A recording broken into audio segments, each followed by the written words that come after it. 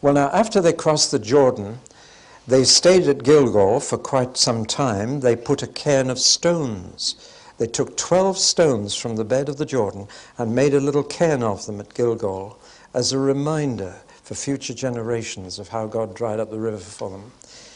Remembrance is a very important part of Old Testament piety. You're constantly being told to remember what the Lord had done for you. Of course, Christians are the same. We take bread and wine to do this in remembrance. We need constant reminders of what God has done for us in the past. And their favorite way was to erect cairns of stones, and especially 12 stones, one for each tribe. They also did something else. This whole new generation had not been circumcised. And so all the men of this new generation were now circumcised. It meant they had to stay in camp until their bodies recovered, and they were in pain, and they were very vulnerable to attack at that time. Had the Jericho people realized, they could have marched out and really walked over them at that time, but they didn't. And after a few days, they were ready to go. The manna stopped as soon as they crossed the Jordan. And because on the other side, it's very fertile. If you go to Jericho today, it's a whole oasis. The best grapefruit and oranges you'll ever taste are in Jericho. I see some of you have been. And so as soon as they got over, they had fruit and vegetables and food again. And they called the place Gilgal, which means rolled away, because God had rolled away the reproach of Egypt. They could forget Egypt now. They were in. Now, a rather strange thing happened. Joshua decided to have a personal reconnoiter of the town, to walk around it by himself, and he went by night. He's walking around this town when he came across an armed man. And he said, whose side are you on? And the man said, no. I think that's a lovely answer. Whose side are you on? Are you on their side or ours? No. And then the personage went on to say, the important thing is whose side you are on, Joshua. Are you on God's side? And it was the captain of the Lord's host. I believe that means a senior angel, an archangel. I don't believe it was the Son of God, but I believe it was a senior archangel, captain of the Lord's host. But you're entitled to what you believe. What happened was Joshua was being reminded that he is not the highest officer in the Lord's army, that he's an under-officer. It's a gentle little reminder. So they set about conquering the land. And as I've told you, they drove a wedge in the center first, and then cleaned up the south, and then cleaned up the north. Brilliant strategy. Now, there's more space given to the first two towns than any others later. That's because the first two towns were terribly significant. One positively and the other negatively. One was a complete victory and the other was a disaster. Jericho was the victory. Now, Jericho is still there. Even ancient Jericho, though modern Jericho is a mile down the road. Now, here are some rather poor photographs, but this is looking across the Jordan Valley to the hills of Moab beyond. The Jordan is running there. Here's the oasis of Jericho. And in the middle of it is this heap of rubble. It towers above everything else. It's just a big heap of dust, apparently. It's what we call a tell. Now, the word tell simply means the ruins of a city, or at least of many cities, that have been built on top of each other. As a city was destroyed, so they built another on the top of it. So gradually a man-made hill emerges. You may have noticed in some old villages in England that the front doors of the cottages are way below the street level. That's because the street has been built up and up and up on top of itself. And a tell is formed that way. And so archaeologists, one method is to take one layer off and then the next and then the next, but that destroys each layer as they go down. Another method is to take a slice right out of the middle and see it like a sandwich cake, and then notice the particular pottery in each layer and date it and so on. That's what they've done with this mound. It's just this long mound here. Looking down on it from the air, this is what you would see. Here are all the fruit trees of the Jericho oasis. But here is the Old Testament city. Nobody's living in it now. It's just a heap of rubble and ruin, as you can see. But they've actually cut a trench right across the middle there and unearthed the oldest building in the world, which I'll show you in a moment. They have discovered that Jericho is actually the oldest city in the whole world, to our knowledge. It actually dates from 8000 BC.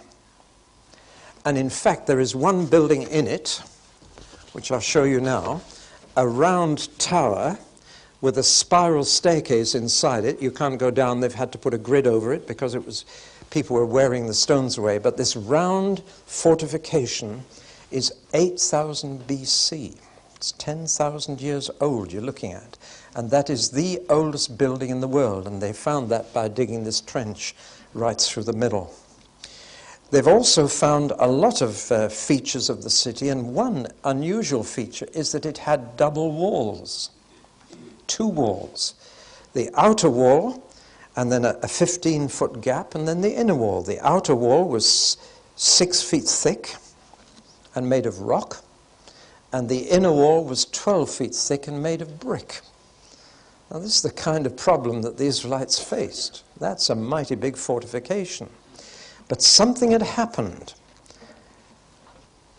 So let's take those pictures away and look at Jericho. That's a very oversimplified cross-section of the tell, and you can see how the different ages of cities have been built on top of each other. There's not much of Joshua's city left. Just a little bit here. That's the late Bronze City, the time of Joshua. The main road that you drive along is here. The bus will take you alongside this mound of dirt. And the spring which supplies all the water for Jericho is just alongside it. Lovely fresh water.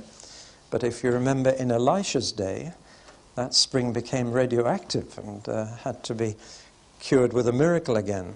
But here we have the different cities, the Neolithic city, the pre-pottery age, then the Neolithic pottery age, then the early bronze, the late bronze, just that little bit, Iron Age, and finally bits that are later, but now it's just a rough, dusty thing. And they found various bits of wall here. That's where they found the double wall. Now then, because of that wall, Jericho was very limited in size, but the population grew. So what did they do? They decided to build houses over the 2 walls, bridging them actually, just to find more space. So it was a very crowded little city with houses actually sitting on top of the 6-foot wall, then the gap, and then the 12-foot wall. The walls were about 30 feet high.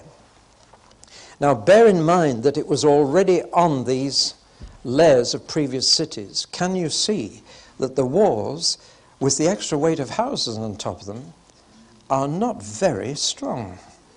Can you see that? Again, I'm not trying to explain the miracle. I'm trying to show you the situation as it was. A slight earth tremor would bring the whole lot down. Whether it was an earth tremor that God used to do that or not, we don't know. It could even have been quite feasible that in fact a loud sustained noise would have done that. And it's very interesting that God told them to blow these horns that I've just blown here, and it says immediately when the horns blew, the walls came down. You know that some singers can bust a light bulb if they get the right note. It may well be that God knew that those walls were already precariously balanced on these slopes and had the extra weight of houses just asking for a collapse. Whatever, I don't know. The fact is that God said, you march around it 7 times, once a day, in total silence, and on the 8th day you blow. And they blew these horns, which I've been trying to blow all night. Or whatever. And you can imagine all those horns blowing on the same note, and the people shouted as loud as they could. And after 6 days' silence, I should think that was pretty unnerving for the inhabitants anyway. But the walls collapsed, and the houses on them, except for one. Because you remember the prostitute Rahab, her house was on the walls. So God saved one bit of wall. And the scarlet thread out of the window saved her life and her family. And that's how she became the great-great-grandmother of King David. And the great-great-great-great-great-great-great-great-great-great-grandmother of Jesus himself. And put in the genealogy in Matthew 1. It's an amazing story. Well, they didn't even have street fighting. They just walked into the city and took it. But God said, this city is the first fruits. It's mine. You don't touch a thing in it. And in that way, God told them the victory was mine, not yours. You don't deserve anything from this city. This is my victory. You can conquer the other cities, and you can loot the other cities, but you're not to loot this one. And we know that a man did. Because the next place they went to was a place called Ai, further up the hill. That's all that's left of Ai. That's the best photograph I could get of Ai. It's just a heap of ruins. But it was a flourishing city. And they made 2 errors, 2 blunders. Number 1, overconfidence. And Joshua said, we don't need many troops for this one. It's easy conquering this land. How fatal it is to think that because God has blessed you once, he's going to do it again, or because you've had a success in one sphere, that will be repeated. So often when I've been at an occasion where God has really been present and blessed us, the immediate reaction of people afterwards, we must do this again. And I've said, no, you must not do this again. Because you're thinking, go out and do it as you did before. That's what Samson said. I'll go out as before. You can't repeat God. And they were overconfident and thought that only a few troops would get Ai. More than that, a man called Achan had stolen something from Jericho. He saw some nice clothes, and he thought, well, they're no use to God, but I could make use of them. And he saw some gold as well, and he took it. Now, when Joshua's troops first attacked Ai, they were routed, and they fled. And Joshua came back to God and said, God, why have you let that happen? Now the word will go around the whole country. We are not invincible. We're finished. And he blamed God for it. And God said, Joshua, it could be your fault, you know. Find out who took the forbidden thing in Jericho. And that's when they called the tribes together. Again, they used lottery. And by lot, they settled on this tribe. Then they got the different clans together. And by lot, they settled on this clan. Then they got each family in the clan together. And by lot, they found the family of Achan. Now, why did lots work in the Old Testament? The answer is very simple. They believed that God was in control of every situation. And that when, just for sake of argument, when they tossed a coin, God could catch it and turn it the right number of times to tell them what he wanted. That's the theory. Theologically, it's thoroughly sound. If God can pull walls down of Jericho, he can certainly determine lots. And they used lots deliberately so that man had no influence in this situation. Now, we do that as well. We toss a coin for who goes into bat first at a cricket match. That's to stop any person choosing. But the difference is that when they cast lots, they believe it allowed God to choose because he could control the lot. And that's why they did it right up to the day of Pentecost. After that, God's Spirit guided them. So we don't need to toss coins now. We've got the Spirit to guide us. But in the Old Testament days, that's what they did. The priest carried 2 stones inside his breastplate, a black and a white stone. and they were called the Urim and the Thummim, and one meant yes and one meant no. And they would go to the priest and say, does God want me to marry this girl or not? And the priest would close his eyes and pull out a stone. If it was a black stone, the answer was no, and if it was a white stone, the answer was yes. I wish we could have guidance that way now. It would be very much simpler and easier just to go to the pastor and say, pick a stone for me, and then you know what to do. Actually, God wants a more personal relationship with us than that. He wants to work it out much more personally. But that was the way they did it.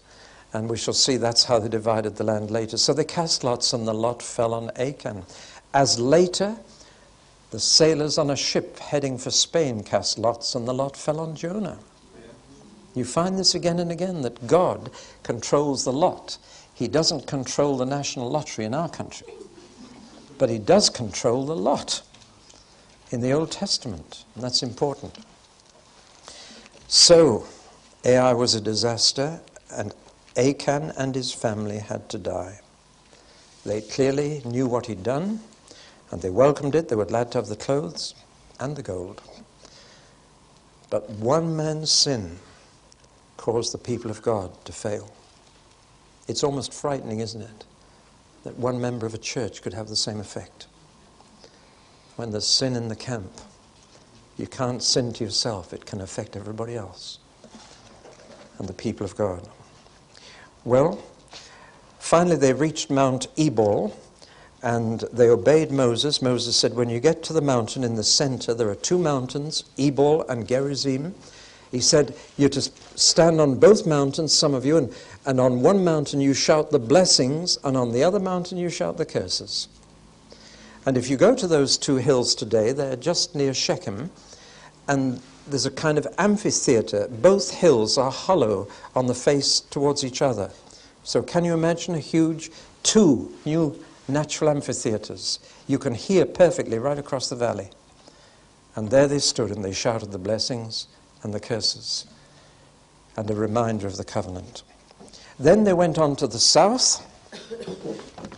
I want to go back to the outline. I don't know what I've done with it. Yes, I do. They cleaned up the south, and that's when the sun stood still. They were attacked by 5 Amorite kings, led by the king of Jerusalem, a man who called himself Lord Righteous. Isn't that interesting? Because Jerusalem was still in enemy hands.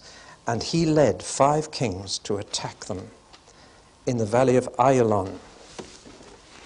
Here's a photograph out of a book, as you can see, of the valley of Ayalon with the sun. That's the place where it happened, where the sun stood still. Now, what do we make of that?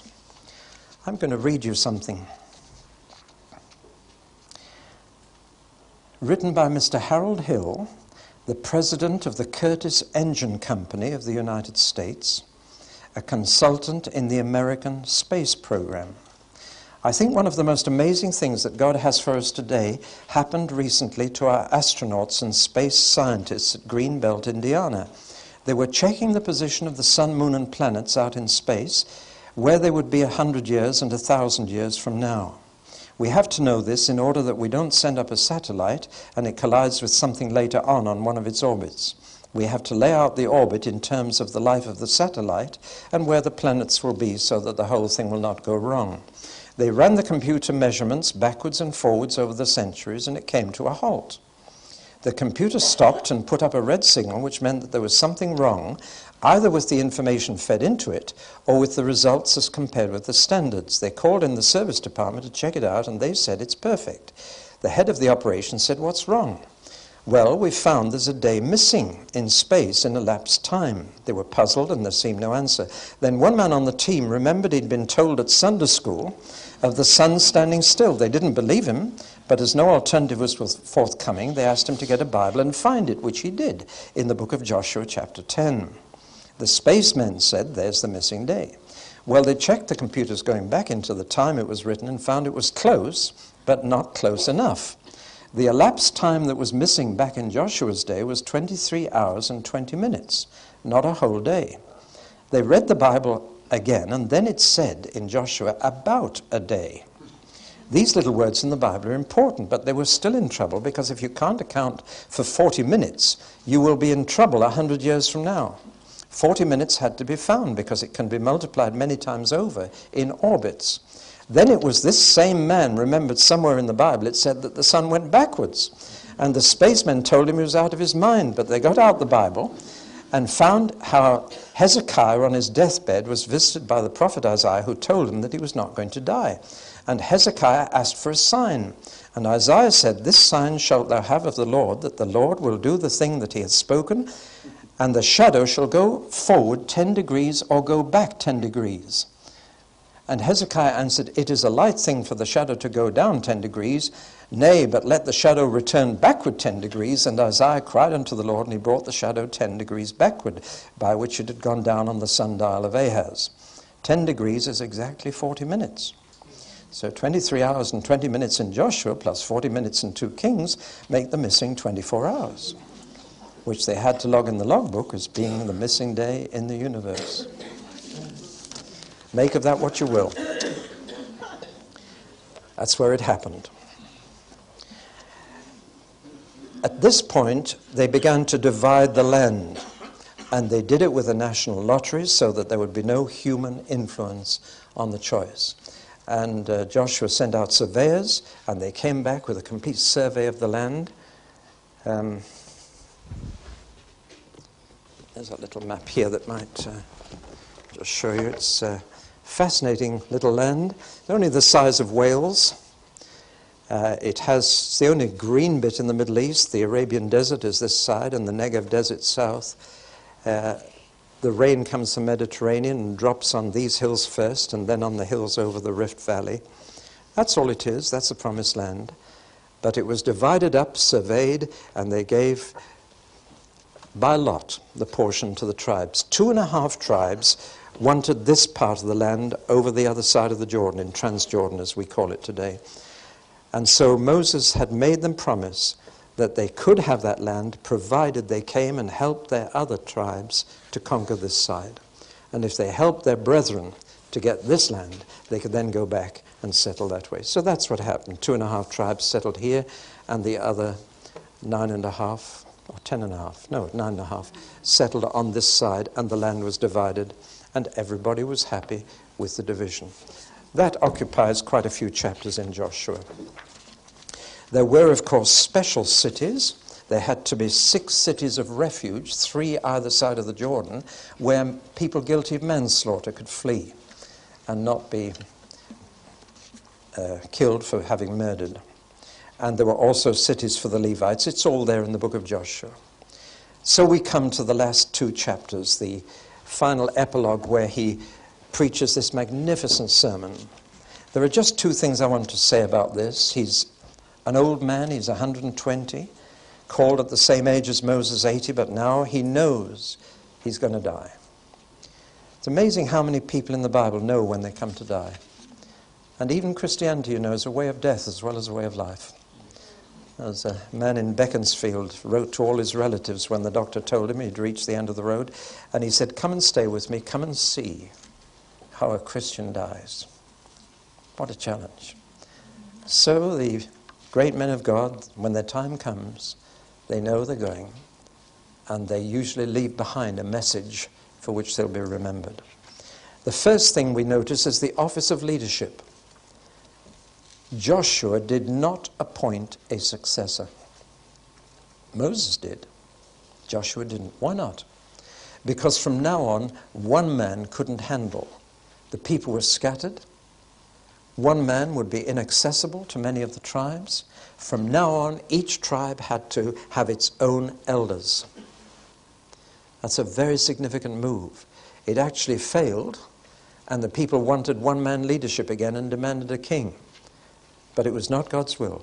God's will was that elders in each tribe should take over the leadership, because that means that people have immediate access to the elders, and that's a very important principle.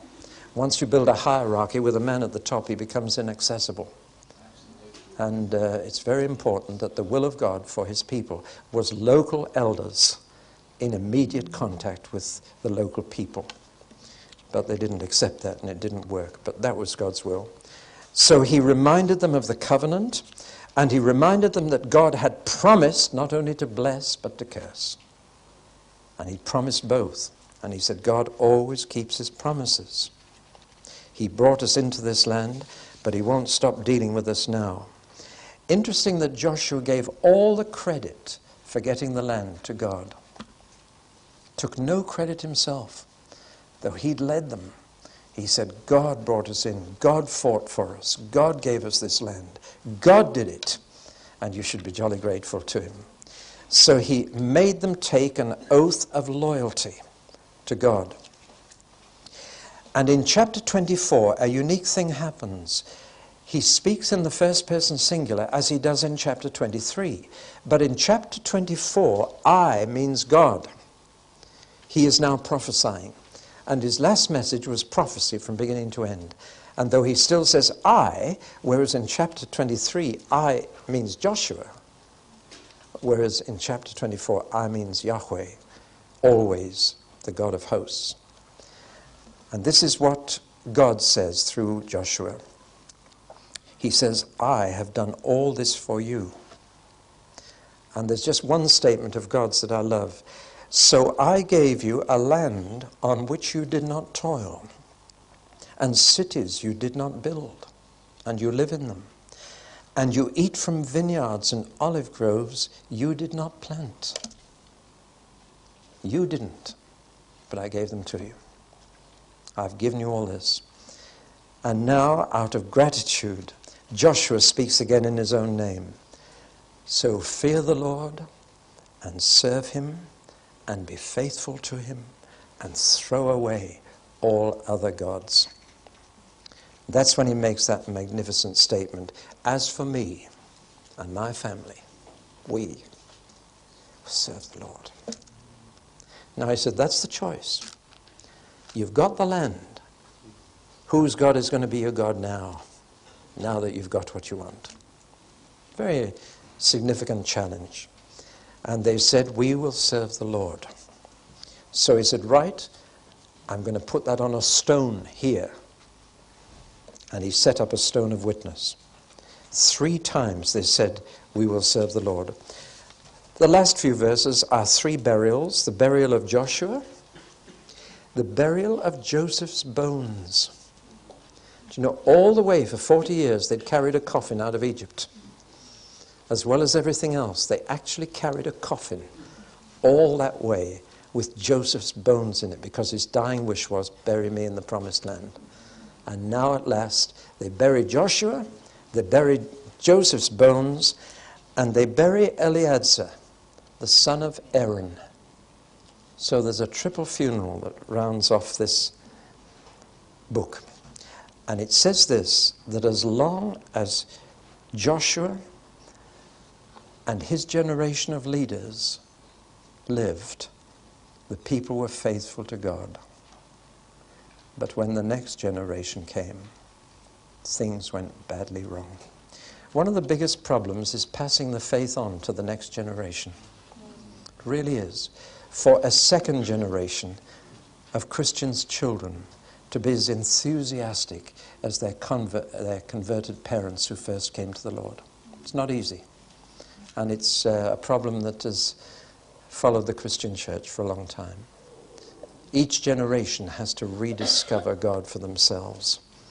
And though they may hear what God did for their parents and grandparents, that doesn't make the children go. So let's summarize what we learned from Joshua. As I read Joshua, these are the lessons I learn. I can sum it up in 2 simple sentences. Without him, they couldn't have done it. But without them, he wouldn't have done it. Now, those are the 2 very important lessons. There's a balance here. It's so easy to go overboard and put all the responsibility on God, or to put it all on us. But there is a biblical balance. Without God, we can't do it. But without us, he won't do it. Notice the change of verb. It's not without us he can't. It's without us he won't. And this is the beautiful balance. It goes all the way through the Bible. With God, all things are possible. Without him, he chooses not to work with us. He needs us. He wants us. We are called to be co-workers with God. If Joshua and the people of Israel hadn't cooperated with God, it wouldn't have happened. And yet without him and without his intervention, they couldn't possibly have done it. Now that's the beautiful balance. So, first of all, we see a lot of divine intervention in the book of Joshua. We see God's words and we see his deeds. He makes his promises and he keeps them. He made a solemn covenant which he never broke. Not for 1 minute did God go back on his word. He had sworn by himself, by myself, by God, I'll stay with you. If it means punishing you, I'll punish you. And blessing you, I'll bless you, but I'm going to stay with you. It's for better or worse, for richer, for poorer. I'm your God. God cannot tell a lie. I once made a list of things God can't do. Because, you know, when you think of God Almighty, you think he can do anything. No, he can't. There are many things God can't do. And the first thing I wrote down was God can't tell a lie. And I finished up with a list of 31 things that God can't do. And with a shock, I realized that I could do every one of them. Does that make me greater than God? No. Thank God there are some things he cannot do. I'll tell you one thing he can't do. He can't change the past. Once it's happened, even God cannot change it. He can change its effect and its result, but he can't change the event. So God himself can't undo the cross. It's happened. God cannot tell a lie. He cannot break a promise. He just can't. It's against his whole nature. He couldn't promise you something and then not do it. That's God. I think the things he can't do are as wonderful as the things he can do. And he cannot break his word. Now, we've broken our promises, I'm sure. But he can't. It's against his whole character. He cannot make a promise to Israel and then go back on it. Thank God for that. It says, God gave to Israel all the land he promised to their fathers. He did it. And his deeds, he says at the beginning of Joshua, I will fight for you and I will drive them out. I'll do it. That's the meaning of the word Emmanuel. Now I'm going to give you 4 possible meanings of that word and I want you to vote on it, which you think is right. Meaning number 1, God is with us. Meaning number 2, God is with us. Meaning number 3, God is with us. And meaning number 4, God is with us. Now it only means one of those 4 things.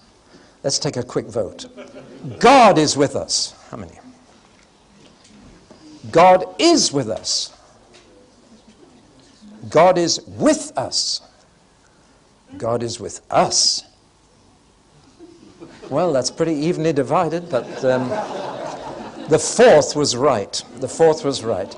Emmanuel means God is on our side. The emphasis is he's going to fight for us, not them. So the emphasis is on us. God is with us. And Emmanuel sums up the God who said to Joshua, I'll fight for you. I'm on your side. If you're on my side. And so we have the division of the Jordan River, the collapse of Jericho's walls, the cessation of the manna, another battle which they won because of an almighty hailstone, the lengthening of the day in the valley of Ayalon. Another time God sent hornets. And even while the enemy were marching towards them, these hornets came. Now, if you can imagine a swarm of hornets, I tell you, you don't stay and fight. You run. And that's how they won one of the biggest battles, just through hornets. See, God controls the insect world again. And all this was his doing, and it was marvelous in their eyes. But the other side is equally important. God does it through human cooperation. He didn't fight by himself. They had to be in the battlefield. They had to go. And God fought for them. Now this is the balance. Some people just say, oh, well, leave it to God. He'll do it all. Other people talk as if they can do it all. And you find both sorts of Christians. But the balanced Christians pray as if it all depends on God and work as if it all depends on them. There's a kind of beautiful balance in the Bible here. Without them, he wouldn't have done it. They had to go in and he said, every bit of land you stand on, I'll give it to you. But you've got to go and stand on it. So without them, he wouldn't have done it. Their attitude, if their attitude remained one of confidence and their action one of obedience, they would win every battle. But if their attitude became self-confidence and their action became disobedience, they'd lose every battle. And that's why, though the book of Joshua covers 40 years, the two major parts of it are the story of Jericho and the story of Ai. If you learn the lessons of those two towns, then you're set for the conquest of the land. Interesting, isn't it? Well, the Bible, as I've said earlier, is a very honest book. And it says they did make 3 mistakes, only 3, when they took the land. The first was at Ai. They were defeated by superior troops because they had too much self-confidence. The second I haven't mentioned was where one of the tribes already in the land tricked them. And they tore their coats and they put on old shoes and they blackened their faces, and they came to the Israelites and they said, we've come from a distant land because we've heard God is with you. Look at our clothes, look at our shoes. We've walked hundreds of miles because we hear about your God. They'd only come from round the corner. And because they put on this show, it says Joshua didn't ask the Lord about them. And he was fooled. And he made a peace treaty with them. A devastating thing to do. And only then discovered that they were just living around the corner. And this was their way of escaping defeat. And they didn't ask God about it, so they were tricked. And the third time was when the 2.5 tribes that were going to live on the far side of the Jordan finally went off to claim their territory. And when they crossed the Jordan, they put up a cairn of stones. And the tribes on this side of the Jordan said, hey, they've built an altar, so they're not going to be part of us. And misunderstanding arose among God's people. And they said to them, we're going to fight you. And they gathered an army to go and defeat the 2.5 tribes. Internal misunderstanding. And the 2.5 tribes said, no, we've done that to remind our children and our children's children that we came from your side of the Jordan and that we belong with you. And the misunderstanding was removed and peace came back. So even among the people of God, there can be misunderstanding when you don't ask God about things. Well, what's the Christian application of Joshua? Very simple. In the New Testament, Joshua is used as an example of faith. Rahab, the prostitute, is an example of faith again and again. Achan is used as an example of sin in the people of God. And their corresponding event in the New Testament is Ananias and Sapphira, which exactly corresponds to the sin of Achan in the old people of God. Do you remember the couple? And then, of course, it's used for salvation because, in fact, Joshua's name means salvation.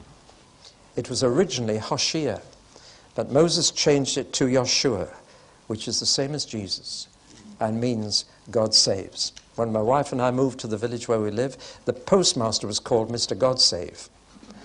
And it was delightful going to visit Mr. God Save the postman. But actually, in Hebrew, he would be Mr. Yoshua or Mr. Jesus, Mr. God Save. And finally, what is the promised land for the Christian that we're to be brought into? Not heaven. When you sang When I Tread the Verge of Jordan, I wonder what you were thinking about. Were you thinking about death? Because the promised land for us is not heaven. The promised land is holiness. Because the promised land is rest from battle. It's the promised land of victory when you've won the battle and you can enjoy what God has for you. And of course, whenever you overcome a temptation, you have a little foretaste of the rest, don't you? You've won the battle, and there's a rest from the conflict. There remains a Sabbath rest, says Hebrews 4, for the people of God. Joshua didn't get people into that rest. And there remains a Sabbath rest for us to get into. And it's to cease from our own works. It's to take a holiday from yourself and rest. Actually, most holidays we take ourselves away with us. And that's not rest, is it? But to take a holiday from yourself and cease from your own works is to enter into the promised land of God's rest and enjoy his victorious life. The best book on Joshua I've ever read is Alan Redpath's little book, Victorious Christian Living. Do get that book. It's how the book of Joshua enables Christians to enter into their promised land of rest from battle. Amen.